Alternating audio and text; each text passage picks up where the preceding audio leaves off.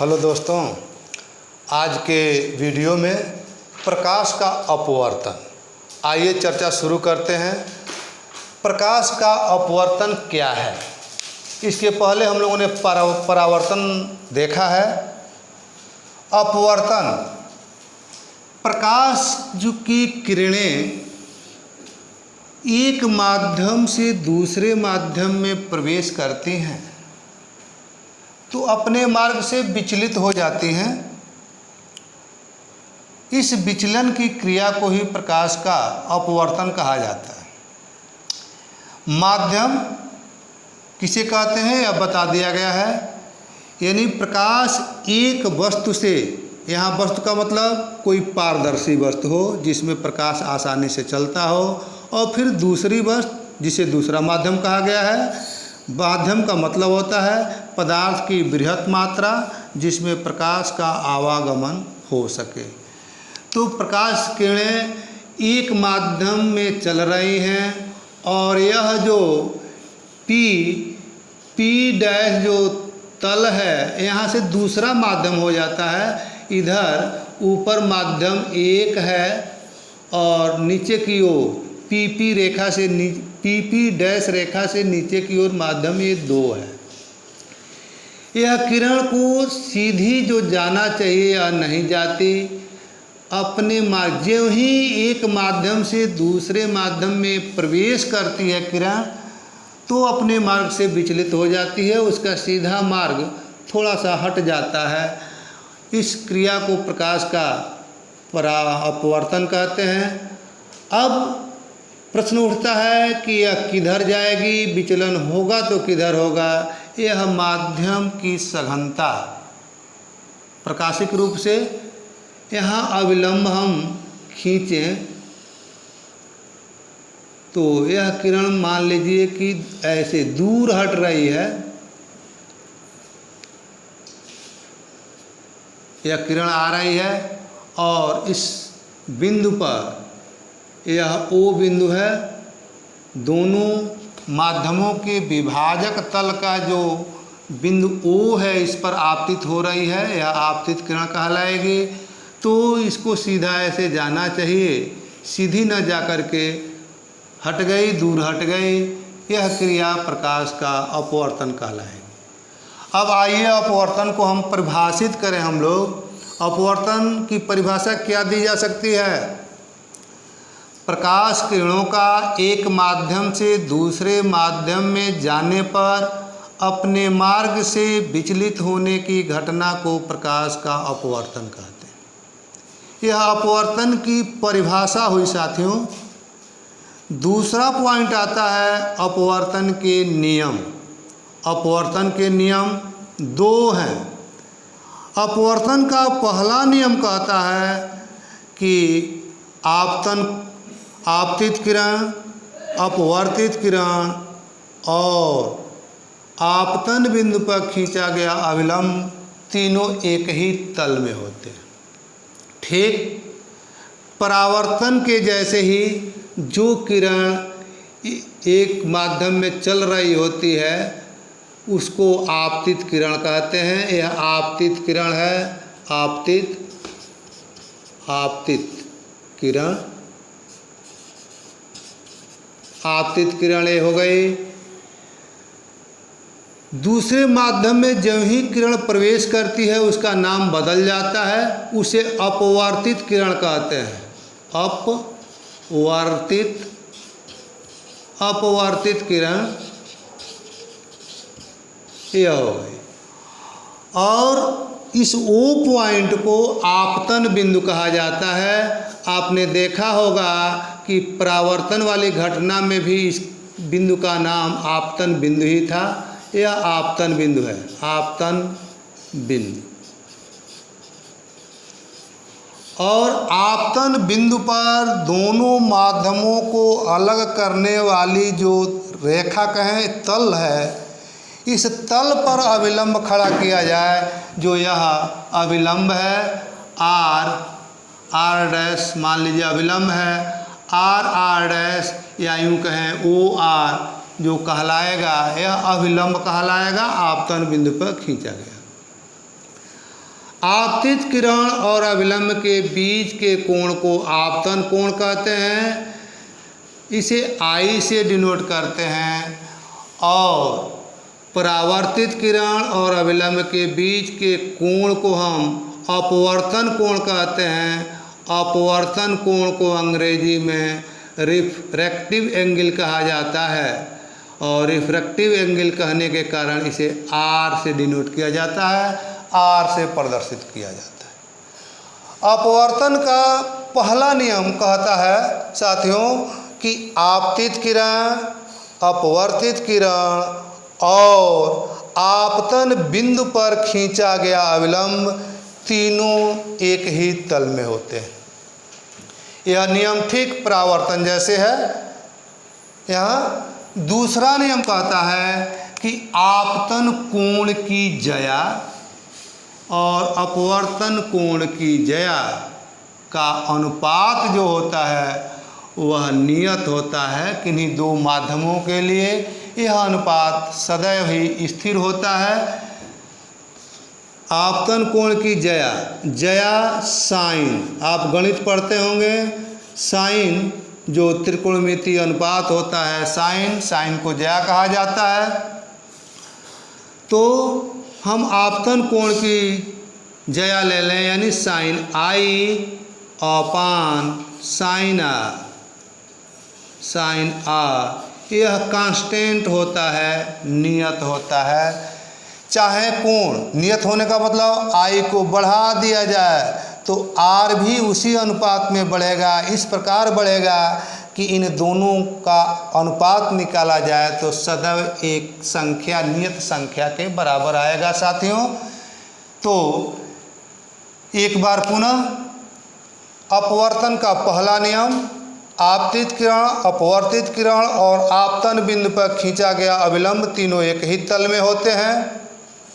दूसरा नियम, आपतन कोण की ज्या तथा अपवर्तन कोण की ज्या का अनुपात नियतांक होता है, नियत होता है। नियतांक का मतलब है नियत अंक, स्थिर अंक। कोई भी अंक आएगा हर बार वही आएगा। यदि ये दोनों माध्यम नहीं बदलते तो चाहे यह कोण कितना ही आई बढ़ जाए उसी अनुपात में आर इस प्रकार बढ़ेगा कि भाग देने पर साथियों वह एक ही अंक बार बार आएगा।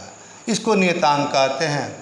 वास्तव में साथियों जो n है इसे पहले माध्यम के सापेक्ष दूसरे माध्यम का अपवर्तनांक भी कहते हैं। इसे हम 1n2 भी लिख सकते हैं और कहते हैं पहले माध्यम के सापेक्ष दूसरे माध्यम का अपवर्तनांक।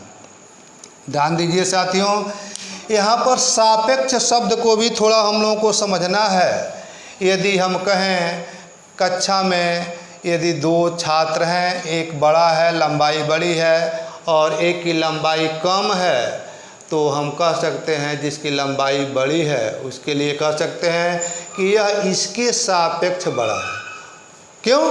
उस लड़के की तुलना में वह बड़ा है। हो सकता है कि संपूर्ण कक्षा में उससे भी कोई बड़ा लड़का हो। तो सापेक्ष का मतलब होता है तुलना में। यहाँ पर जो 1n2 लिखा जाता है इसे पहले माध्यम के सापेक्ष दूसरे माध्यम का अपवर्तनांक कहा जाता है। यानी पहले माध्यम की तुलना में जो अपवर्तनांक है किसका है? दूसरे माध्यम का है। इस प्रकार इसको लिखा जाता है।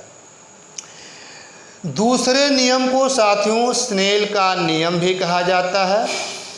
स्नेल नामक भौतिक विज्ञान शास्त्री ने इस बात को पहली बार कहा था कि अपवर्तन की क्रिया में जब एक माध्यम से दूसरे माध्यम में अपवर्तन की क्रिया हो रही हो तो आपतन कोण और अपवर्तन कोण का अनुपात सदैव स्थिर होता है। उन्होंने कहा था कि साइन का अनुपात स्थिर होता है। साइन आई अनुक्रमानुपाती साइन आर। और आप जानते हैं कि इसको गणितीय रूप से हम ये करें तो साइन आई बराबर हो जाएगा, कोई कांस्टेंट के लगा सकते हैं, कोई कांस्टेंट के साइन आर। अब साइन आर से भाग दे दे साथियों तो यह के हो जाएगा। इसी के जगह पे यहाँ पर एन लिखा गया है। तो स्नेल ने इस रूप में कहा था कि आपतन कोण की जया और अपवर्तन कोण की जया परस्पर अनुक्रमानुपाती होते हैं। तो प्रकाश के अपवर्तन का जो दूसरा नियम है स्नेल के नियम से भी जाना जाता है। साथियों, यहाँ चर्चा का एक और विषय है, वास्तव में यह अपवर्तनांक क्या है। साथियों, निर्वात में प्रकाश की जो चाल होती है सर्वाधिक तो होती ही है, किंतु सभी तरंगों की चाल बराबर होती है और वह 3 लाख किलोमीटर प्रति सेकंड होती है। किंतु प्रकाश की किरणें जैसे ही किसी दूसरे माध्यम निर्वात के अलावा वायु में भी आती है तो चाल थोड़ी सी कम हो जाती है। सामान्यतया यह अंतर बहुत कम होता है, इसलिए वायु में भी प्रकाश की चाल को 3 लाख किलोमीटर ही मान लिया जाता है, उसे भी निर्वात के समान गणना के लिए मान लिया जाता है। अब वायु के अलावा प्रकाश यदि कांच में जाए, पानी में जाए तो उसकी चाल कम होती जाती है। यह जो अपवर्तनांक है, पहले माध्यम में यदि चाल v1 हो साथियों, यहीं पर देख लीजिए, इस माध्यम में चाल v1 हो प्रकाश की और दूसरे माध्यम में चाल v2 हो, तो अपवर्तनांक पहले माध्यम के सापेक्ष दूसरे माध्यम का जो अपवर्तनांक होगा वह v1/v2 होगा। कहने का मतलब यह है कि एक माध्यम के सापेक्ष दूसरे माध्यम का अपवर्तनांक यह वास्तव में पहले माध्यम में प्रकाश की चाल और दूसरे माध्यम में प्रकाश की चाल का अनुपात होता है। पहले माध्यम में प्रकाश की चाल बटे दूसरे माध्यम में प्रकाश की चाल, इस अनुपात को ही हम पहले माध्यम के सापेक्ष दूसरे माध्यम का अपवर्तनांक कहते हैं। तो यह प्रकाश का अपवर्तन किसे कहते हैं हमने जाना, और अपवर्तन के नियम कौन है, जो 2 नियम है उसके बारे में भी जाना। अपवर्तनांक किसे कहते हैं यह भी हमने जाना। इसको 2 तरह से परिभाषित किया जा सकता है। एक तो आपतन कोण की जया और अपवर्तन कोण की जया के अनुपात के रूप में अपवर्तनांक को परिभाषित कर सकते हैं कि इतने के अनुपात को हम पहले माध्यम के सापेक्ष दूसरे माध्यम का अपवर्तनांक कहते हैं। और दूसरा कह सकते हैं कि पहले माध्यम में प्रकाश की चाल तथा दूसरे माध्यम में प्रकाश की चाल के अनुपात को हम दूसरे माध्यम का अपवर्तनांक कहते हैं पहले के सापेक्ष, और इसको इस प्रकार लिखा जाता है। अपवर्तनांक भी साथियों 2 प्रकार के होते हैं। अपवर्तनांक के प्रकार हम जान लें, 2 प्रकार के होते हैं। निर्वात या वायु के सापेक्ष किसी भी माध्यम का जो अपवर्तनांक होता है उसे निरपेक्ष अपवर्तनांक कहते हैं, और किन्हीं 2 माध्यम का जो आपसी अपवर्तनांक का अनुपात होता है उसे सापेक्ष अपवर्तनांक कहा जाता है। आइए और जानने के लिए इस पहले माध्यम को हम वायु माने, निरपेक्ष अपवर्तनांक देखा जाए क्या होगा। पहला जो माध्यम है साथियों, हमने यह माध्यम कर लिया। माध्यम 1 है जो वायु है, वायु। माध्यम 2 है कांच है, यह दूसरा माध्यम है कांच है, कांच। अब पहले माध्यम में प्रकाश आ रहा है, यह कांच में जा रहा है।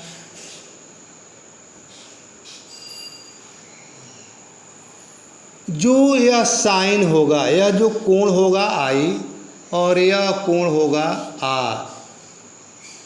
साइन आई बटे साइन आर को कांच का हम निरपेक्ष अपवर्तनांक कहेंगे और इसे हम AN G लिख सकते हैं।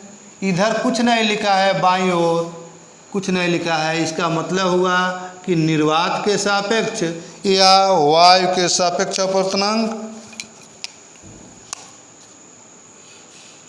एन जी बराबर निर्वात में प्रकाश की चाल बटे कांच में प्रकाश की चाल, या यूँ कहें कि साइन आई बटे साइन आर। आप देख रहे हैं कि आई कोण वायु में बना है जो आपतन कोण है, और जो यह आर कोण है यह कांच में बना है, और यह हो जाएगा भी वायु बटे भी कांच। ये कांच का निरपेक्ष अपवर्तनांक कहलाएगा। वैसे ही यहाँ पर देखा जाए इसी बात को, यह प्रकाश की किरण है, यह अविलंब है आपतन बिंदु पर, वाटर में जा रही है वायु या निर्वात, और यहाँ भी वायु ऑब्लिक निर्वात कर लीजिए, निर्वात। यह पानी है, जल है, पानी जल वाटर कुछ भी लिख लीजिए। यह आपतित किरण है, यह आपतन कोण आई हुआ, यह अपवर्तित किरण है, अपवर्तन कोण आर हुआ। वायु से यदि पानी में जाता है तो इसको NW लिखा जा सकता है, यानी पानी का निरपेक्ष अपवर्तनांक, और यह बराबर ऐसे ही हो जाएगा sine I upon sine R, sine R. वेग के रूप में इसको देखें तो वायु में प्रकाश की चाल यानी भी वायु, इसके चल नहीं रहा है, थोड़ा सा कोशिश करते हैं, भी वायु अपान भी पानी या वाटर, हिंदी में लिख रहे हैं तो पानी, निरपेक्ष अपवर्तनांक कहलाएगा। अब दो माध्यमों के निरपेक्ष अपवर्तनांक ज्ञात हों तो उनके सापेक्ष अपवर्तनांक हम कैसे निकालेंगे। यहाँ पर NW है और NG है, हमको निकालना है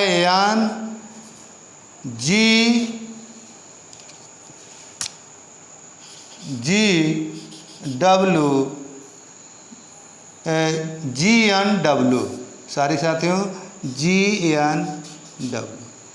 कांच के सापेक्ष वाटर का अपवर्तनांक निकालना है तो आप देखिए कि यह क्या हो जाएगा।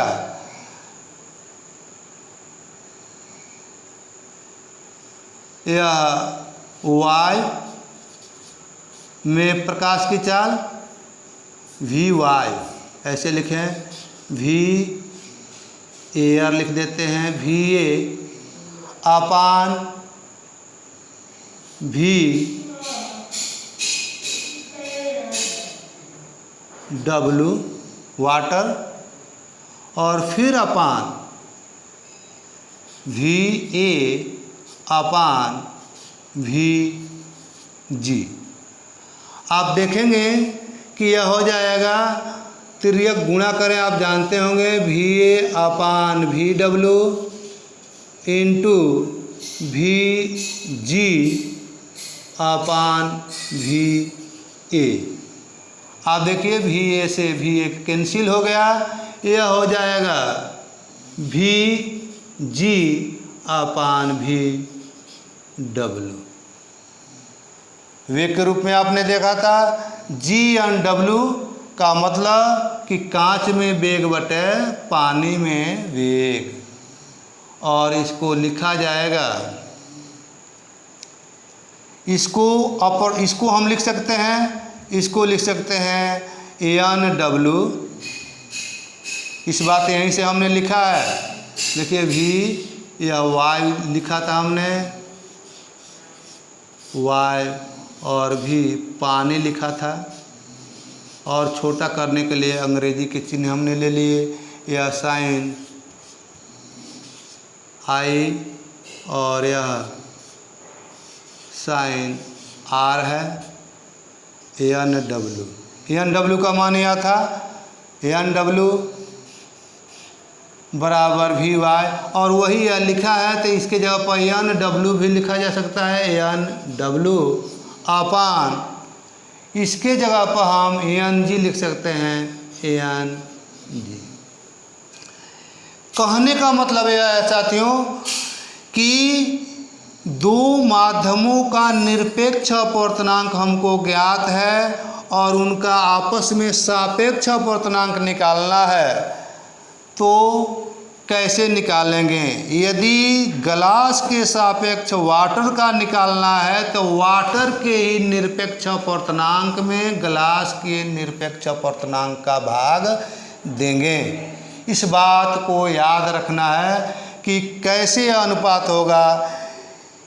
जी एन डब्ल्यू निकालना है तो एन डब्ल्यू में एन जी का भाग देंगे, और सबका अपना अर्थ है। एन डब्ल्यू का मतलब कि पानी का, जल का, वाटर का निरपेक्ष अपवर्तनांक बटे ग्लास का निरपेक्ष अपवर्तनांक इक्वल टू होगा ग्लास के सापेक्ष वाटर का अपवर्तनांक। उल्टा यदि कर दिया जाए, हमें डब्ल्यू एन जी निकालना हो तब इसका उल्टा हो जाएगा, एन जी अपान एन डब्ल्यू हो जाएगा।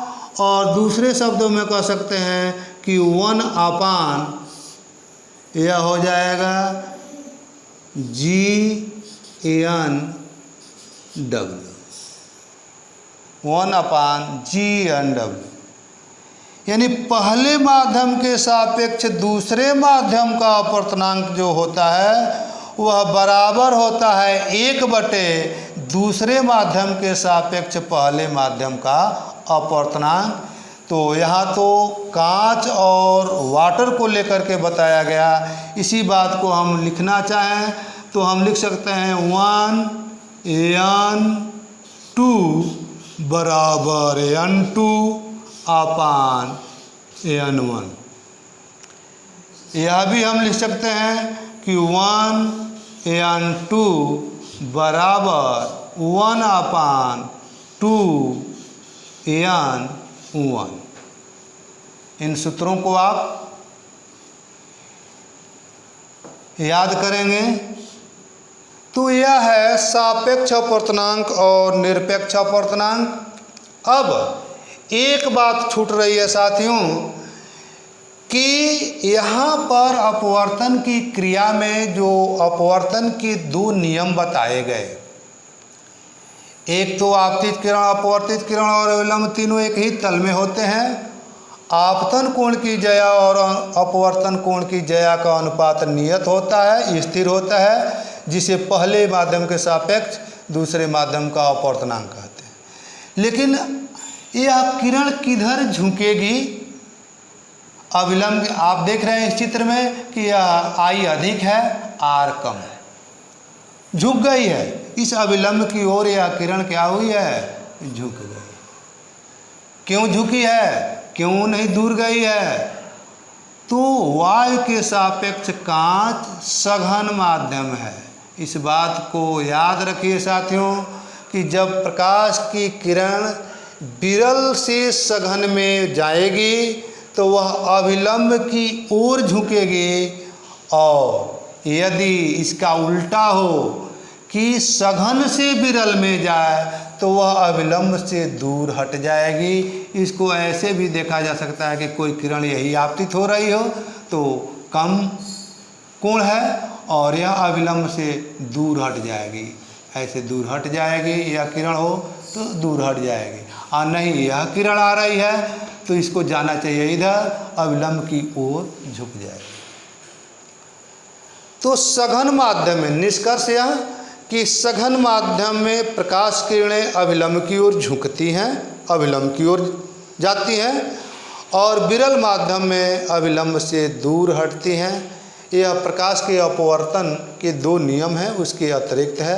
इस आधार पर हम प्रकाशिक रूप से सघन और विरल माध्यम की पहचान करते हैं।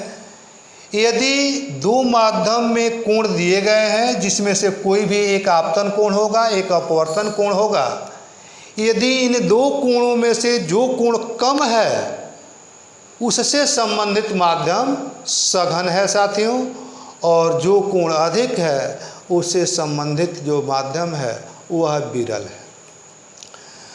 तो सघन माध्यम में प्रकाश किरणें अविलंब की ओर झुकती हैं और विरल माध्यम में प्रकाश किरणें अविलंब से दूर हटती हैं। यह बात तो हमने चर्चा कर लिया। आइए कुछ और गुणों के बारे में हम चर्चा करते हैं। एक बहुत ही महत्वपूर्ण अपवर्तन से संबंधित पद है जिसे कहते हैं क्रांतिक कोण। यह है क्रांतिक कोण।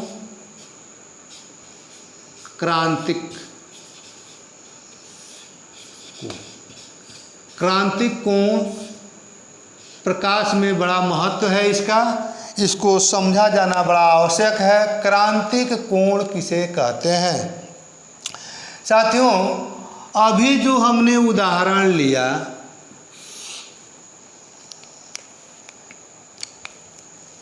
हम मान लें कि यह जो माध्यम नंबर 1 है वह क्या है? सघन है, और यह माध्यम 2 जो है यह विरल है। विरल माध्यम है। कोई प्रकाश की एक अविलंब खींच देते हैं, एक प्रकाश की किरण लेते हैं साथियों, जो यहाँ कोण आई है, बनाती हुई आपतित हो रही है। यह किरण चूँकि सघन से यह विरल में अपवर्तित हो रही है, इसलिए अविलंब से दूर हटेगी। यह R है।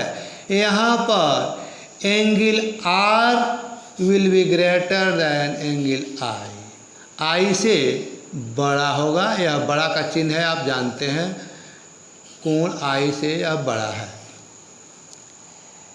यदि दूसरा किरण ले लिया जाए जो I से भी कुछ अधिक कोण पर, I2, यह I1 पर आ रहा है, यह दूसरा कोण I2 पर आवे साथियों, इसका मान I2 हो, तो यह R1 से कुछ और बढ़ जाएगा, R2 हो जाएगा।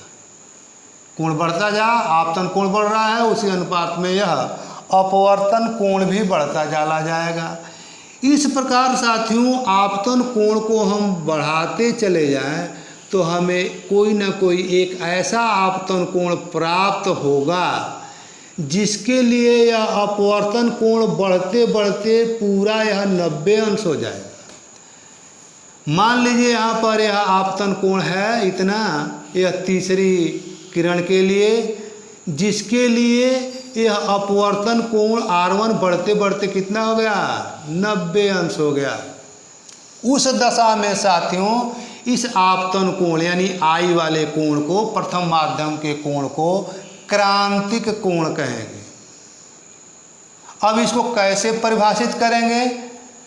तो आइए इसको परिभाषित करते हैं। एक बार और इसको समझ लीजिए कि जब सघन विरल से सघन में होगा तो ऐसी स्थिति नहीं आएगी। प्रकाश की किरण यदि विरल से सघन में जा रही हो साथियों तो यह स्थिति नहीं आने वाली, क्योंकि वह अविलंब की ओर सिकुड़ती चली जाएगी किरण।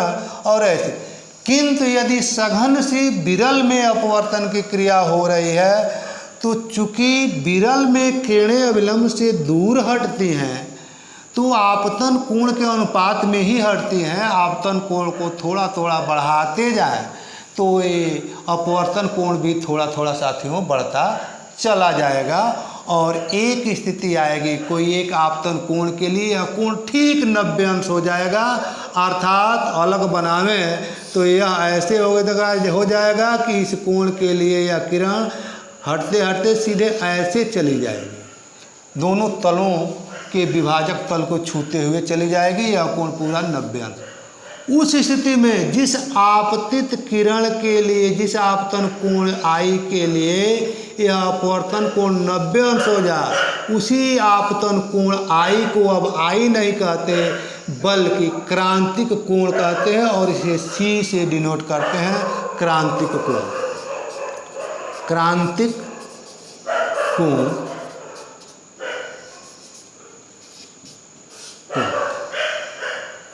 सी, आई सी हो जाता है। अब परिभाषित कैसे करें? तो हम परिभाषित कर सकते हैं बड़ी आसानी से कि सघन माध्यम से विरल माध्यम में अपवर्तन की क्रिया में वह आपतन कोण जिसके लिए अपवर्तन कोण 90 अंश हो, क्रांतिक कोण कहा जाता है।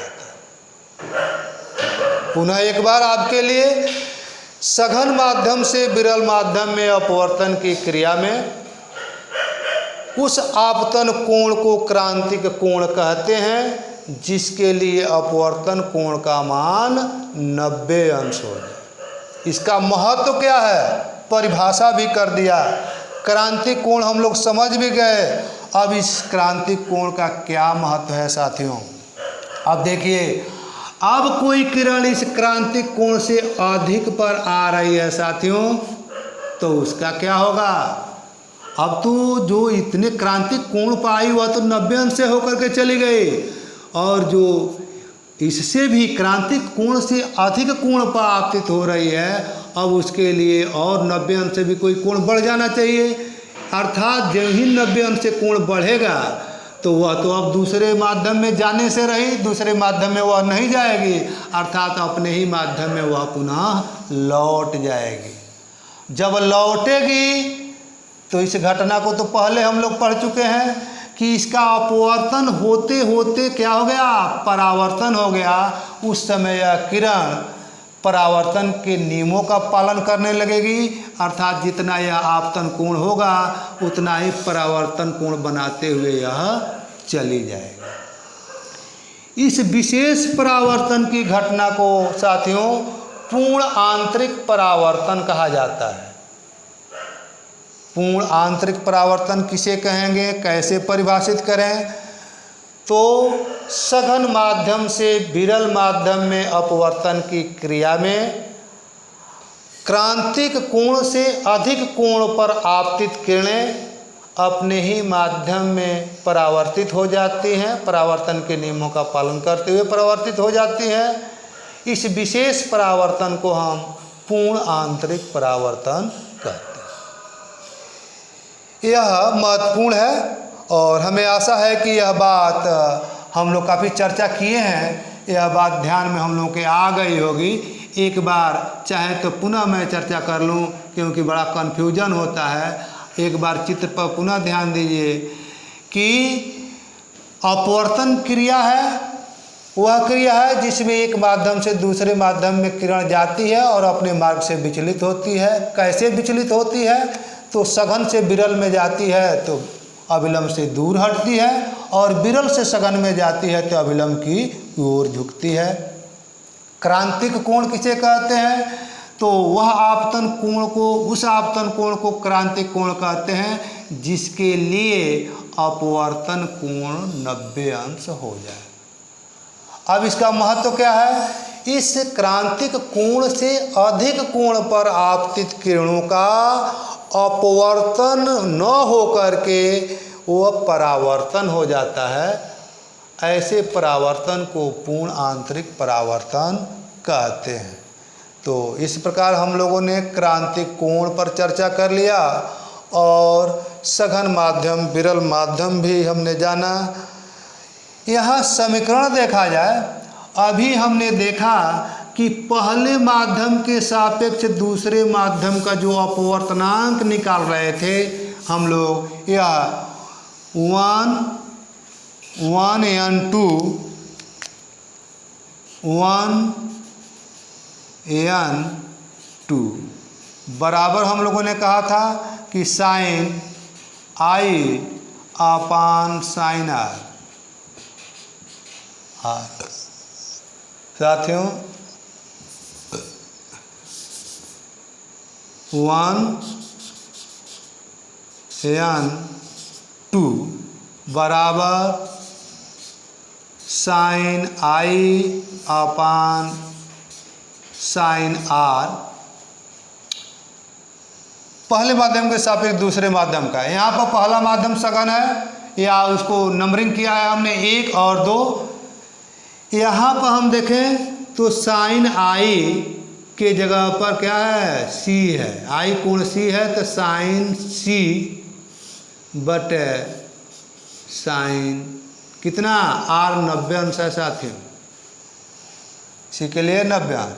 अब साइन 90 का मान 1 होता है, तो हमने यह कर लिया कि 1/2 बराबर साइन सी। देखिए साइन सी पहले माध्यम का कोण है साथियों, पहले माध्यम में बना हुआ कोण है, और 1/2 किसे कहेंगे, तो दूसरे माध्यम का अपवर्तनांक कहलाएगा। पहले के सापेक्ष तो कहलाएगा, लेकिन 1/2 दूसरे माध्यम का अपवर्तनांक कहलाएगा, जबकि यह सी पहले माध्यम का कोण कहलाएगा, पहले माध्यम का क्रांतिक कोण कहलाएगा।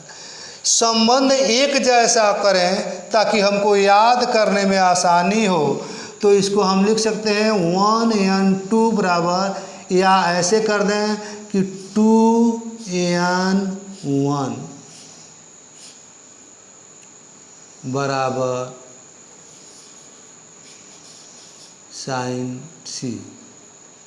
2 इसको रहने देते हैं जिस रूप में 1/2 बराबर 1 अपान साइन सी।